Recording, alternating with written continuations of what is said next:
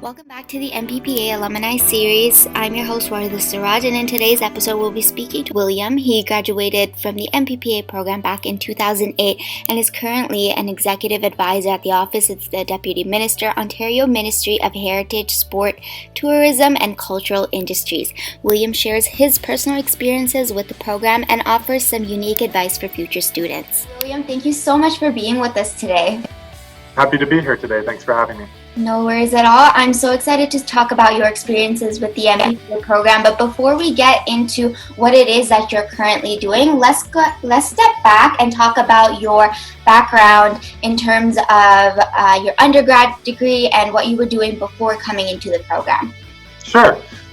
So I am a self-described, I'll say, kind of current affairs and politics junkie growing up. That was always an interest of mine. So that led me to do an undergrad in political science at Wilfrid Laurier University. I graduated from there in 2007 with a focus on Canadian politics and with a light touch on some Canadian history as well. I took a lot of Canadian history classes as electives, which complemented Canada's political history. And then immediately coming out of undergrad, I started the Ryerson program, master's program. It was a natural sort of next step in terms of continuing my studies. And I looked at many different master's programs that were available at that time and chose Ryerson just given its long established history. And everything I saw about the program really spoke to me, and I went right into it after undergrad. Right. Can you point out one or two things that really stood out to you? You must have looked at other programs as well. Yeah. What are the one or two characteristics that you thought this is what you need? So a few things I would say, and I can speak on them a bit further as we chat. Certainly, the length of time the program had been established. It's one of the oldest programs, if I recall, public policy kind of graduate level programs. There's others. I think at the time U of T had just launched theirs a year or two before. So certainly Ryerson had an established place in or position in that place in the realm of undergrad or graduate programs. It's what I will describe as the intimacy of the program. It was small classes, really enabled to forge bonds with your colleague or your classmates, who some of those bonds still lasted today. And there was a core group of us in that program that are still in touch and really enjoyed each other, studying together.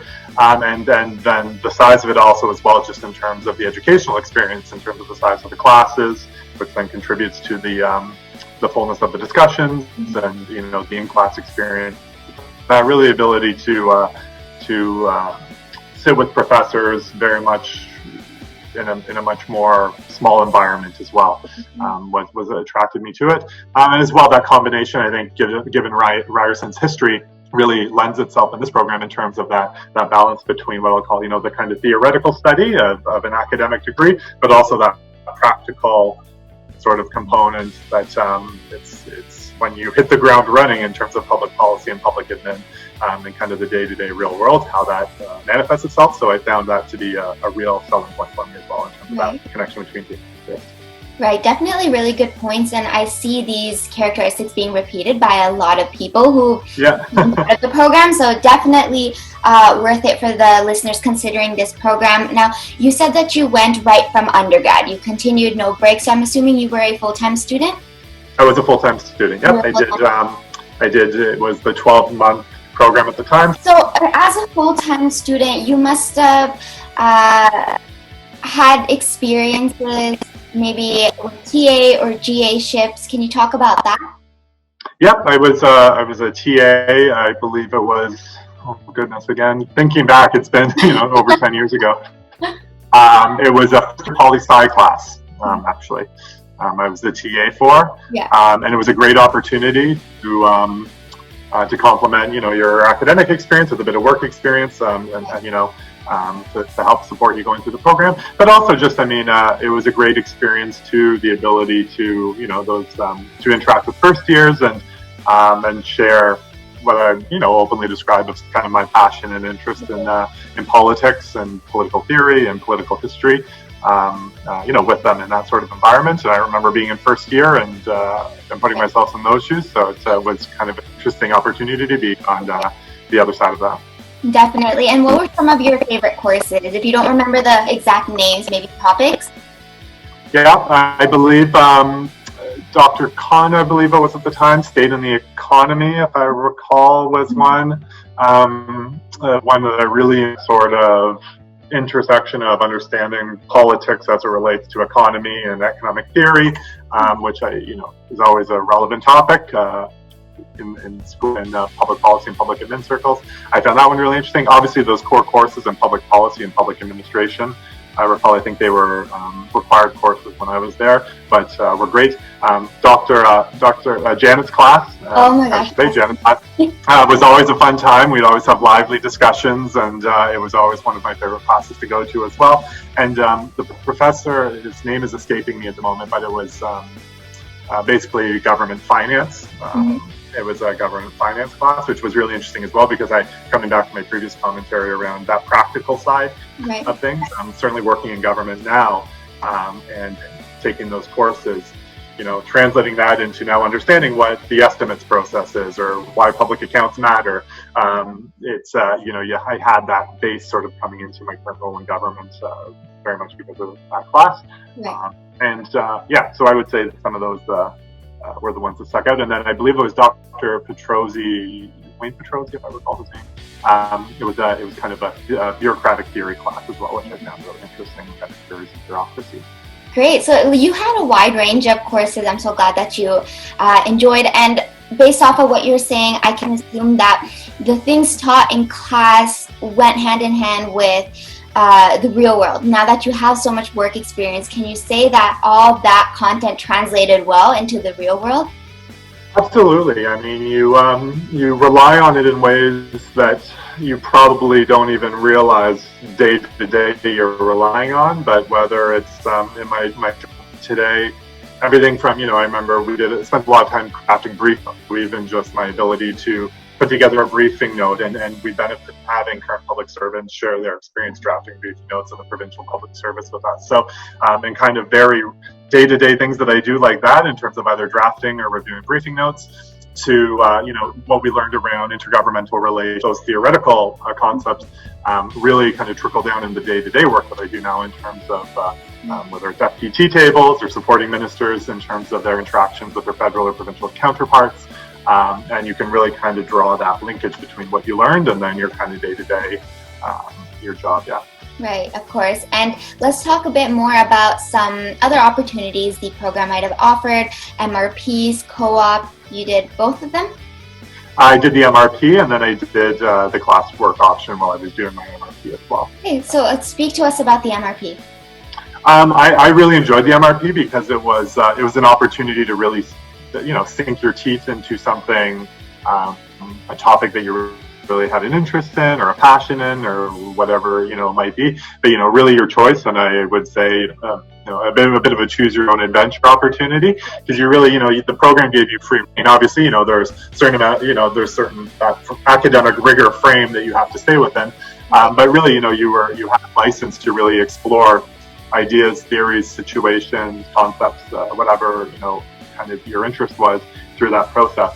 And what I found really beneficial as well is I was able to, throughout the course, throughout the courses that preceded me kind of working on the formal MRP in that final term, I had a sense of what I wanted to research or write upon for my MRP. So I was able to kind of use those courses to my advantage to enable to the benefit of that work. So whether it was my papers, would then form parts of what was ended up being my final research paper. I would build upon what I had written in some of those course papers for my MRP.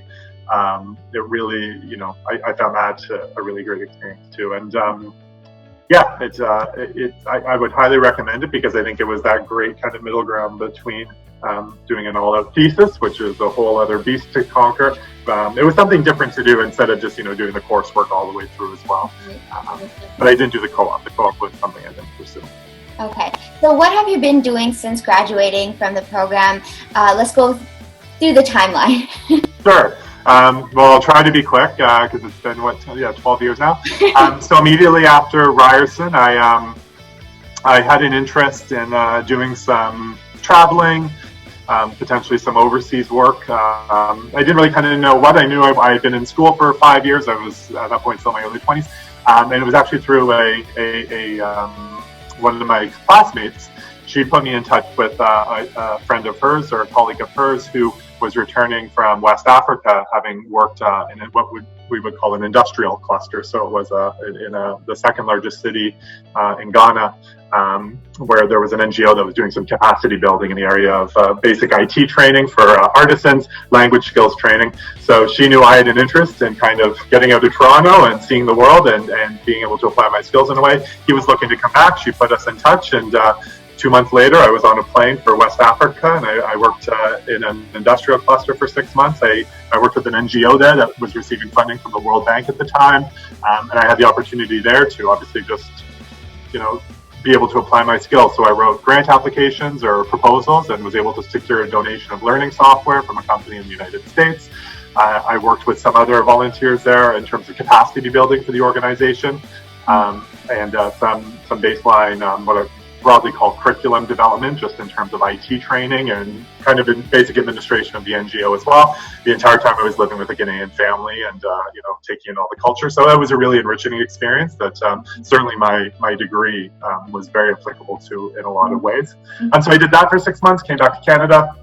And then at that time, we were on the tail end of what was the recession of 2008 or the financial crisis. Governments at the time were investing a lot through infrastructure stimulus. Again, through my Ryerson networks, I was aware of a manager in the public service that was hiring. They were looking for someone to do contribution agreements to get infrastructure money out the door. I had an interview, I think it was on the Thursday or Friday, and then they hired me on the Monday. Oh, wow. Okay. And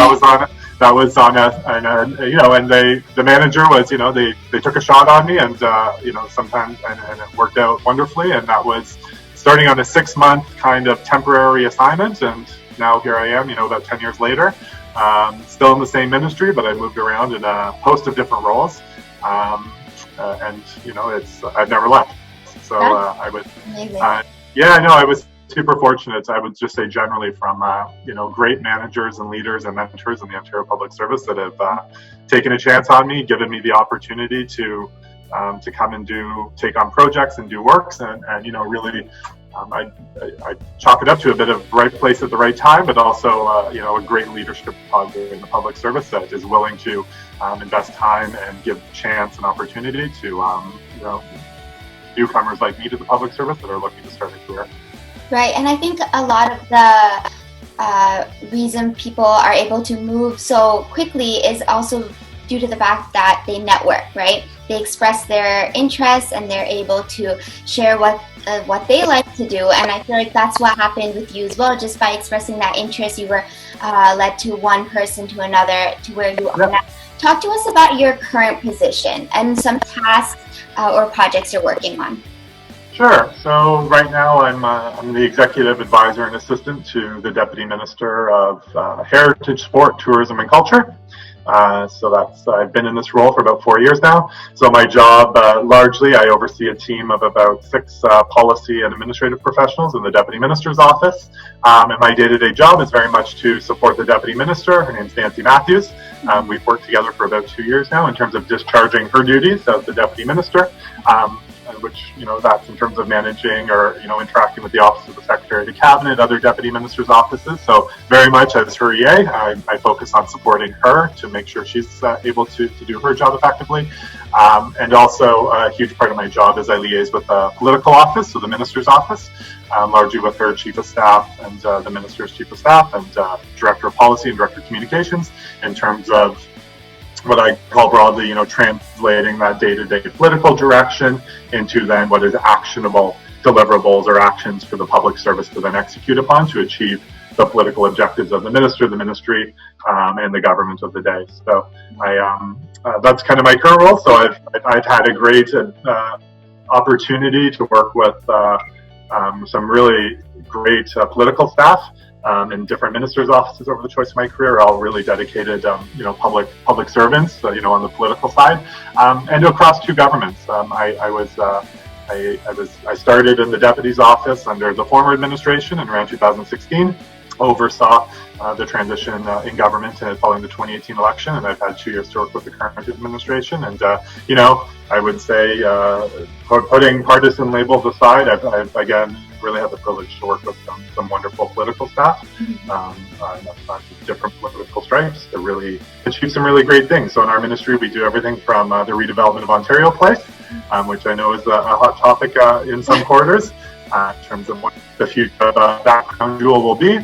Our ministry is also responsible for managing the day-to-day relationship with 10 plus Crown agencies, so everything from the Royal Ontario Museum, the Art Gallery of Ontario, the Niagara Parks Commission that oversees lands around Niagara Falls, to the Metro Toronto Convention Centre, to the Ottawa Convention Centre. So we are an interesting ministry, the Ontario Trillium Foundation, which is one of the largest granting agencies in the country.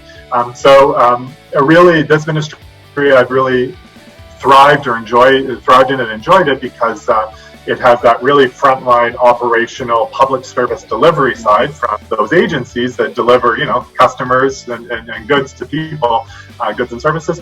We also have a policy side to the ministry as well. We have policy shops that deal with everything from the Ontario Heritage Act in terms of legislative authorities to different funding programs which have public policy implications as well.